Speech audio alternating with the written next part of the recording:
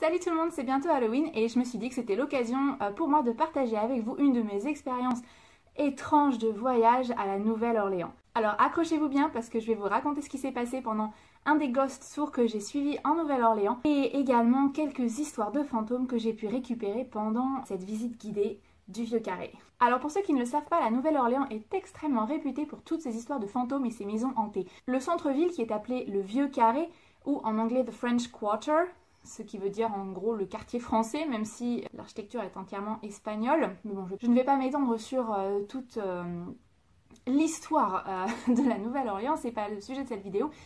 Mais en tout cas, il règne dans cet endroit une atmosphère extrêmement particulière. Il y a des groupes de jazz à chaque coin de rue, les bâtiments sont magnifiques. Il y a vraiment une ambiance qui est unique et c'est l'endroit que j'ai préféré aux États-Unis, même si c'est aussi un des endroits les plus dangereux du pays. Ça n'a pas empêché que j'ai vraiment eu un coup de cœur pour cette ville et j'ai vraiment hâte de pouvoir y retourner. Une des choses qu'on fait souvent quand on va visiter la Nouvelle-Orléans, c'est faire une visite du bayou, qui est dans des endroits où on peut aller observer les alligators ou crocodiles, je sais plus très bien lesquels sont là-bas, peut-être les deux, enfin bref. Et quand j'ai réservé mon tour, j'ai eu le droit en cadeau à avoir un de ce qu'ils appellent les ghost tours, c'est-à-dire une visite guidée du quartier français où on nous explique un petit peu toutes les histoires de fantômes et on nous présente les maisons hantées. Alors vous pensez bien que j'ai dit oui et le jour de mon anniversaire, enfin la veille de mon anniversaire pardon, me voilà au point de rendez-vous à attendre la guide qui arrive et elle nous propose immédiatement d'aller nous chercher un verre. Elle nous explique qu'elle peut attendre 5 minutes parce que vous comprenez, the drunker you are, the more ghosts you'll see. Ce qui veut dire plus vous êtes bourré, plus vous verrez de fantômes. C'est pas faux. C'est pas faux. Je me suis abstenue, mais certains sont effectivement allés se chercher un verre. Et une fois que le groupe est de nouveau réuni, nous voilà partis à l'aventure dans les rues du Vieux-Carré. Alors, laissez-moi vous dire que ça a été une expérience vraiment surréelle. Le but n'était pas vraiment de nous faire un tour historique, mais plutôt de nous apprendre à chasser les fantômes. Et la guide nous a donné quelques conseils pour faire des photos et quels étaient les meilleurs endroits pour faire nos photos, pour essayer de capter des résidus surnaturels.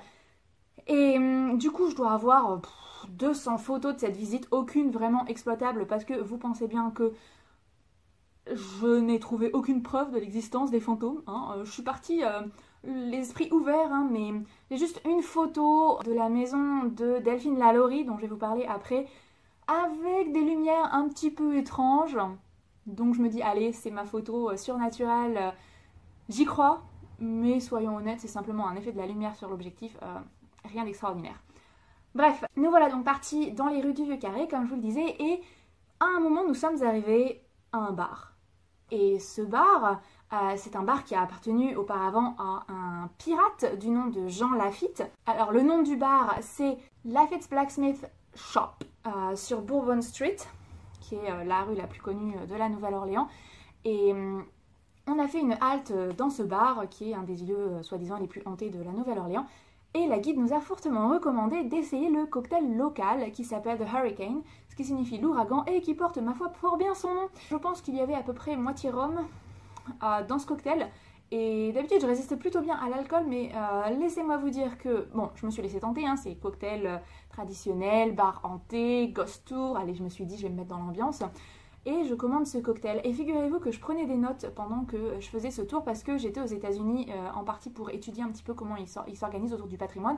Et à chaque fois que je visitais un musée, que je faisais une visite guidée, je prenais des notes. En plus là c'était des histoires de fantômes, laissez-moi vous dire que j'étais ravie. Me voilà donc avec mon cocktail et mes notes. Et c'est absolument hilarant parce qu'on peut regarder sur mon cahier de notes.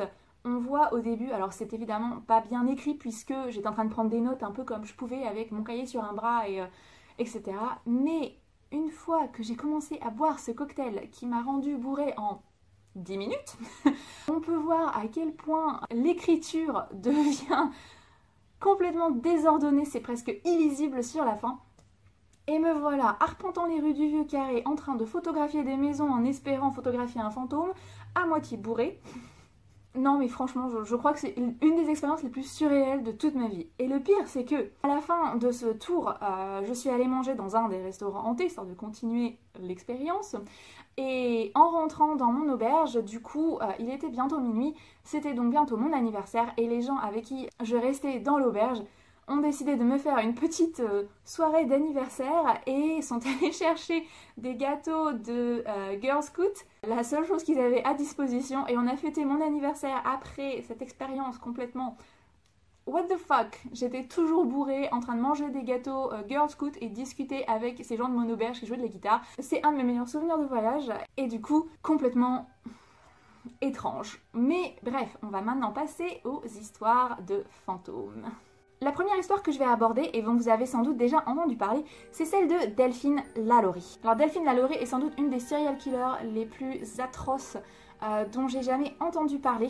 Elle a vécu au début du 19e siècle et elle avait une maison dans le Vieux-Carré sur Royal Street. En 1816, elle a épousé un médecin, chirurgien, et c'était une époque où l'esclavage était encore autorisé, bien qu'il y avait un code qui les protégeait, il était interdit de les maltraiter. Il semblerait que les Lalaurie n'avaient que peu faire de cette loi et ils ont torturé, mutilé et tué une centaine d'esclaves. Les Lalaurie étaient extrêmement bien vus dans la société, ils étaient toujours invités, organisaient toujours des soirées extraordinaires, jusqu'au jour où Delphine Lalaurie a été vue en train de poursuivre une de ses esclaves avec un fouet, jusqu'à ce que la pauvre jeune fille, complètement paniquée, se jette d'un balcon pour lui échapper et décède. À partir de ce moment-là, les Lalaurie sont mis de côté, plus personne ne veut entendre parler d'eux, mais ils restent à la Nouvelle-Orléans jusqu'au jour où une de leurs esclaves, enchaînée à son plan de travail dans la cuisine, décide de mettre le feu à la maison dans l'espoir d'attirer l'attention des autorités et leur faire réaliser ce qui se passe réellement dans la maison. Les autorités découvrent des horreurs, des esclaves enchaînés, brûlés, mutilés, mais ils ne peuvent pas arrêter Delphine Lalaurie qui s'enfuit en France. La maison a par la suite été utilisée en tant qu'hôpital pendant la guerre civile, alors laissez-moi vous dire que le nombre de personnes qui y sont décédées est absolument incroyable, ce qui en fait un des lieux, soi-disant, les plus hantés de la Nouvelle-Orléans.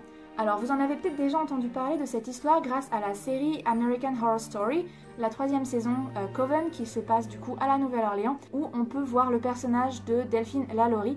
Et je vous avoue que quand j'ai regardé cette série, dans mon esprit c'était un personnage complètement inventé, complètement rocambolesque, qui ne pouvait pas exister dans la vraie vie. Et quand j'ai découvert cette maison et l'histoire de Madame Lalaurie, je dois vous avouer que j'étais vraiment choquée. Je m'imaginais pas une seule seconde qu'un personnage aussi odieux et cruel ait pu exister. Ça remet en perspective les pensées qu'on a sur l'humanité et la race humaine, hein. Laissez-moi vous le dire. D'après la guide, depuis cette histoire, personne n'a jamais pu vivre dans cette maison plus de 2 ans de suite. Je vous parlais tout à l'heure du pirate Jean Lafitte, une de mes figures préférées dans l'histoire de la Nouvelle-Orléans. Il possédait un commerce à l'endroit où s'élève actuellement le Lafitte's Blacksmith Shop, j'ai jamais arrivé à le prononcer, et c'est là qu'il organisait toutes ses activités illégales, faisait de la contrebande. Il semblerait que de nombreuses personnes aient mystérieusement disparu entre ces murs, ce qui en fait, encore une fois, un des lieux les plus hantés de la Nouvelle-Orléans. Et ce pirate est absolument extraordinaire, puisqu'il avait un rival, le général Andrew Jackson, qui est par la suite devenu président des États-Unis. Ce général, en prenant connaissance des affaires de Jean Lafitte, avait mis sa tête à prix. En réaction à ça, Jean Lafitte a décidé de mettre à prix la tête du général. Ils se livrent une guerre sans merci, et ce sont vraiment des ennemis jurés, jusqu'au jour où les Anglais attaquent et ils décident de s'allier pour pouvoir les bouter hors de leur ville. En 1815, c'est donc la bataille de la Nouvelle-Orléans, où ils arrivent à blesser et tuer 2000 hommes en n'en perdant que 55 de leur côté. Je trouve ça absolument incroyable, cette histoire d'un pirate et d'un général qui s'allient pour combattre leurs ennemis communs. Je veux dire, on dirait un roman, cette ville est complètement incroyable, on a vraiment l'impression qu'elle sort tout droit d'un roman et que toutes les histoires qui s'y sont passées ne s'y sont passées que dans la tête des gens. C'est pas possible que cette ville ait une histoire aussi improbable. Et c'est pas fini. Je vais maintenant vous parler de Jacques Saint-Germain, une autre figure assez intéressante et improbable, on va dire. Il est considéré comme le vampire du Vieux-Carré. Alors, si je ne me trompe pas, c'est un Français qui s'est exilé à la Nouvelle-Orléans et c'est dans sa maison qu'a été filmée la scène dans Entretien avec un vampire entre Louis et le journaliste. Mais cette maison a été le théâtre d'événements sombres et obscurs. Figurez-vous que Jacques Saint-Germain n'était jamais vu avec de la nourriture. Personne ne l'a jamais vu manger. En revanche, il se promenait toujours avec un verre de vin rouge.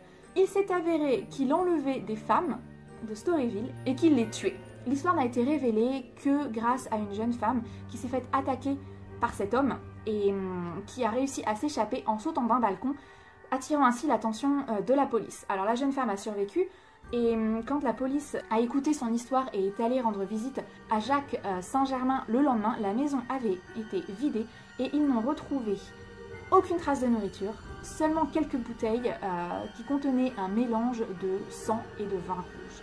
Donc c'est comme ça que la légende du vampire de la Nouvelle-Orléans est née, cet homme qui buvait le sang de ses victimes. Dernière histoire, celle du Muriel's, le restaurant où j'ai mangé après cette visite guidée du Vieux-Carré. Alors le Muriel's en fait est un restaurant que le propriétaire avait joué et perdu. Quand il s'est rendu compte qu'il avait perdu sa vie, il s'est pendu dans le restaurant. On raconte que c'est un des endroits où c'est le plus facile d'apercevoir un fantôme. Et en fait, le propriétaire actuel a installé une table à l'endroit où l'ancien propriétaire s'est pendu et on peut ainsi dîner en compagnie d'un fantôme pour la modique somme, je crois, de 50 $ ou quelque chose comme ça. Parce que les histoires de fantômes, c'est un vrai commerce à la Nouvelle-Orléans et toute occasion est bonne pour utiliser ce concept. Finalement, donc j'y ai mangé, c'était délicieux, mais je n'ai pas vu de fantôme. Voilà, ce sont toutes les histoires que j'ai pu déchiffrer sur mon cahier, toutes celles dont je me souviens et qui, je trouve, étaient intéressantes. J'espère que ça vous a plu et vous aura donné envie de visiter la Nouvelle-Orléans parce que c'est vraiment une ville absolument extraordinaire. Comme je vous en dis, elle semble tout droit sortie d'un autre univers, un univers complètement romanesque qui n'a aucun sens. Il y a des histoires absolument partout, la nourriture à la Nouvelle-Orléans est juste incroyable, la culture est d'une richesse.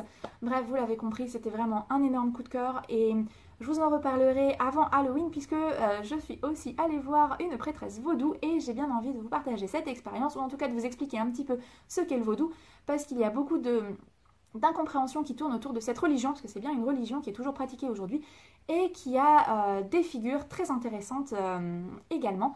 Donc je reviendrai avec cette histoire la semaine prochaine, je pense, avant de terminer ce mois d'octobre avec mes aventures à Tokyo pour Halloween. Bye!